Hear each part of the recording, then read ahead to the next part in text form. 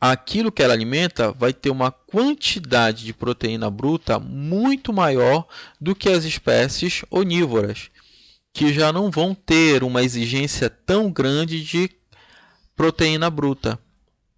Olha só aqui, peixes carnívoros. O alimento dele é baseado em quê? Em alimentos de origem animal. Eles têm um maior conteúdo proteico em suas rações. Em cativeiros, não aproveitam bem alimentos de origem vegetal. O ideal, quando a gente formula rações para peixe carnívoro, é que a gente aproveite farinhas ou produtos de origem animal, como farinha de peixe ou farinha de carne, porque estes animais vão aproveitar melhor esta proteína. Peixes onívoros e herbívoros são menos exigentes em conteúdo proteico. Eles têm uma variedade muito maior de alimentos disponíveis que podem ser utilizados nas formulações de suas rações.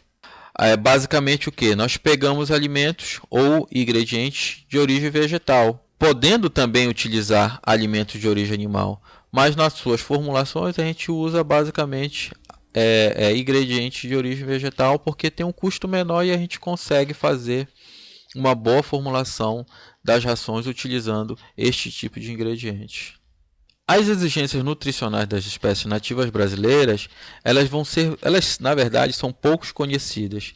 Então, as rações comerciais que são formuladas por hábitos alimentares diferentes, elas vão levar em consideração o quê? O tipo de hábito que cada espécie tem. Por exemplo, espécies carnívoras, espécies herbívoras, espécies onívoras. E aí nós iremos formular essas rações de acordo com esses hábitos. E dependendo desses hábitos, nós iremos dar preferências para determinados ingredientes. Por exemplo, carnívoras, ingredientes de origem animal.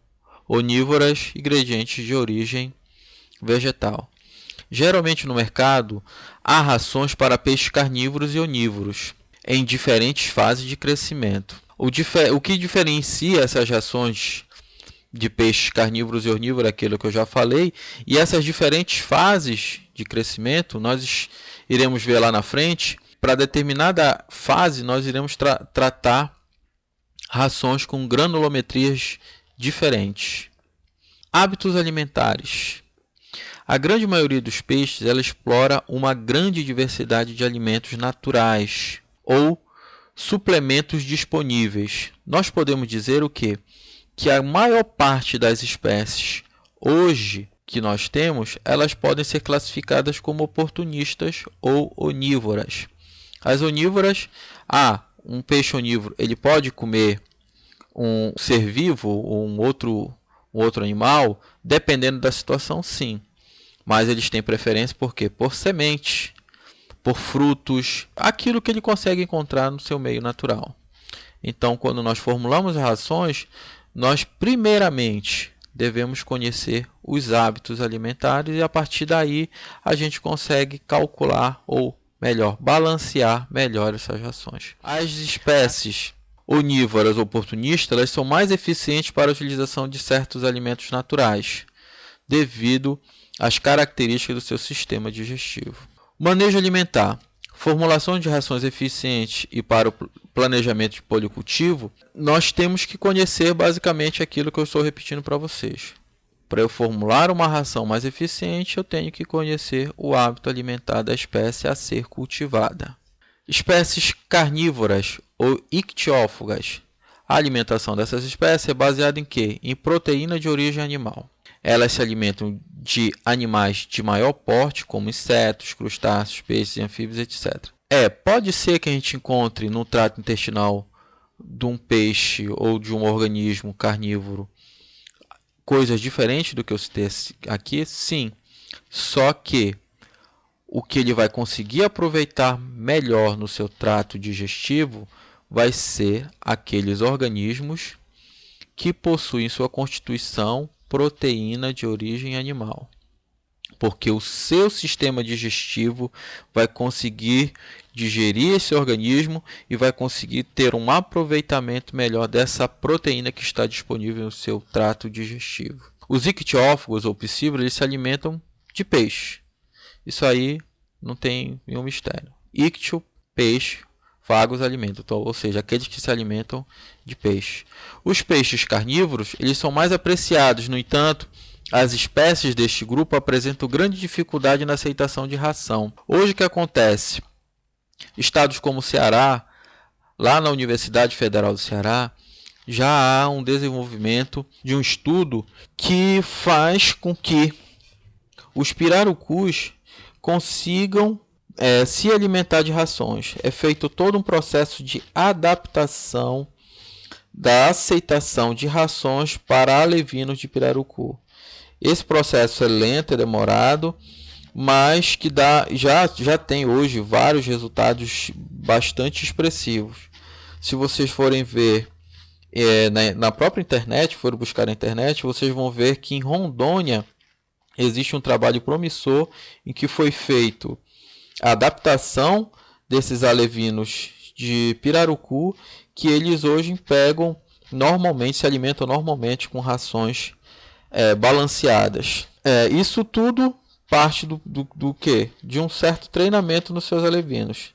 Isso foi feito com pirarucu com sucesso e outras espécies carnívoras também.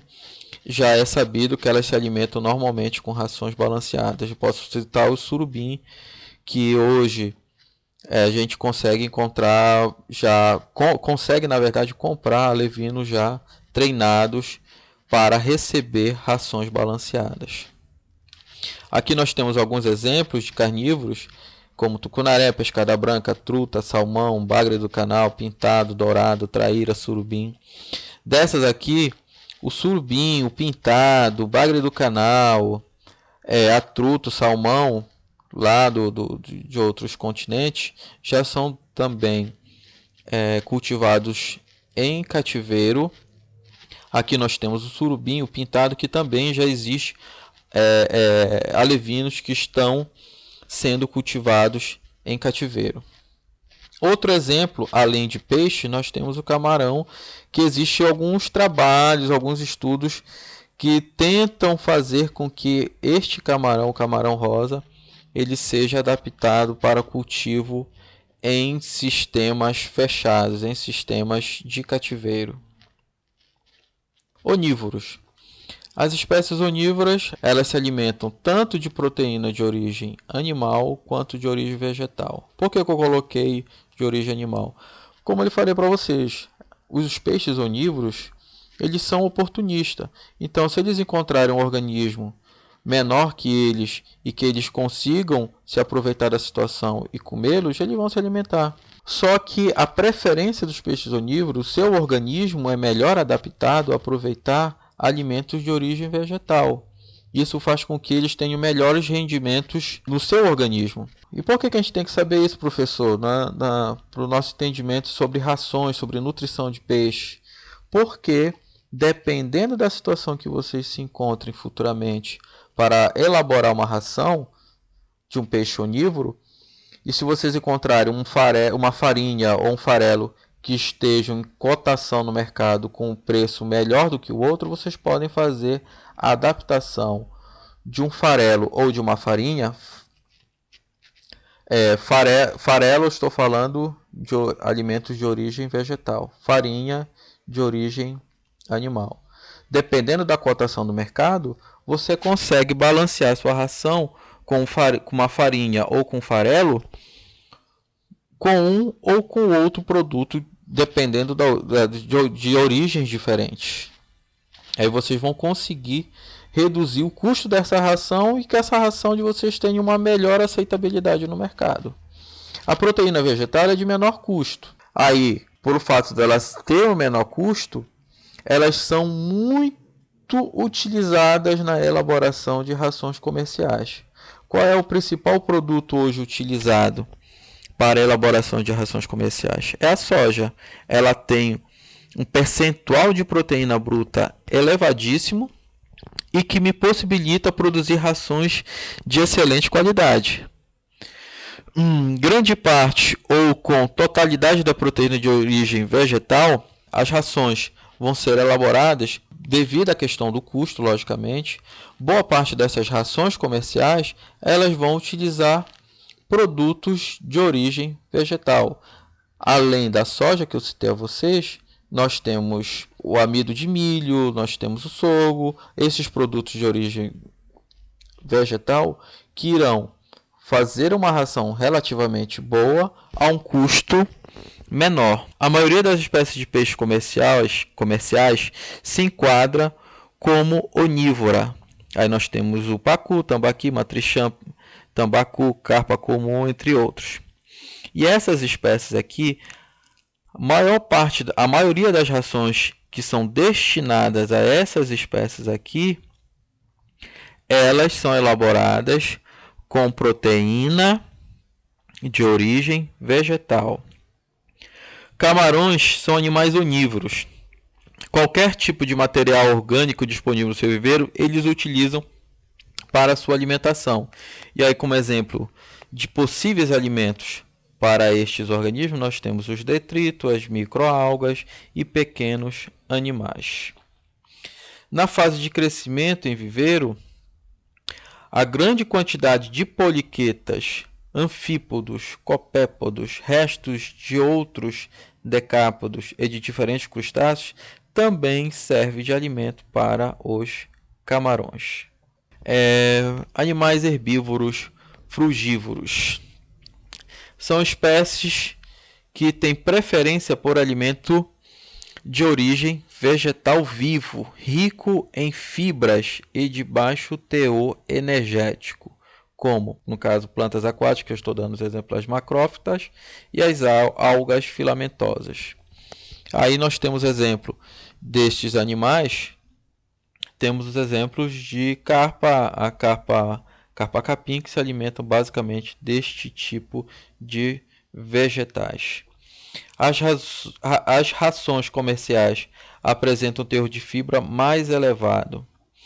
E aí, na hora que a gente vai buscar os ingredientes das rações para este tipo de organismo, nós levamos em consideração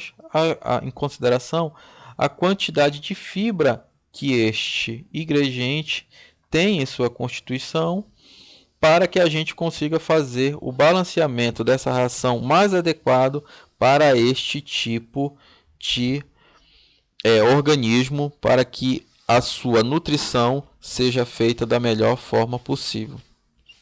É um grupo que é representado pelas espécies de carpa-capim, tilapa rendale e piapara. Hoje nós falamos de carpa-capim e tilápia rendale, que são as principais espécies que são encontradas nos cultivos em todo o Brasil. Quanto à disposição de captura de alimento na coluna d'água, existe ainda os seguintes hábitos. Nós temos os iliófagos ou bentófagos, que são peixes que se alimentam de organismos bentônicos, ou seja, aqueles organismos que vivem no fundo dos viveiros ou dos tanques. E aí nós podemos encontrar larvas de insetos, moluscos, crustáceos, poliquetas, algas e detritos orgânicos. Exemplo de organismos iliófagos e bentófagos: nós temos os cascudos, os curimbatá, carpa-capim e piauaçu. Os camarões são predominantemente bentônicos na sua fase juvenil e adulta.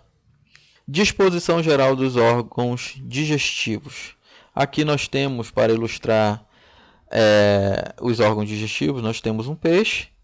E aqui temos a boca, os secos pilóricos, que eu vou falar para vocês da importância dos secos pilóricos, o esôfago, o estômago, intestino, que dependendo do hábito alimentar da espécie, ele vai ter um formato e um comprimento diferenciado, o reto e o ânus. Filtradores planctófagos. Estes organismos apresentam uma maior eficiência para se alimentar do plâncton. Praticamente todas as espécies de peixe, nas suas primeiros estágios de desenvolvimento, nas fases de pós-larvas, larvais, até mesmo durante a levino, elas vão ser planctófagas. E aí, não sei se vocês já estudaram isso, mas quando se estuda lá aquela parte de plâncton, a gente estuda o ictioplâncton,